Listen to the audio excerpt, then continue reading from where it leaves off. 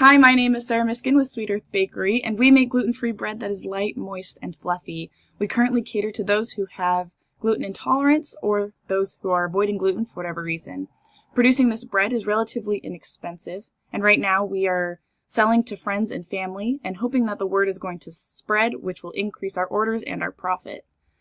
We have few competitors, especially in the freshly baked gluten-free bread market. Most of the gluten-free bread that is on the market is in grocery stores like Walmart, and it's typically pretty dry and dense, which isn't very pleasant to eat. But what we offer is a product that is not only good to those with gluten intolerance, but also to those who don't have gluten intolerance, so that family members can come together and enjoy a meal together without having to worry about dietary restrictions.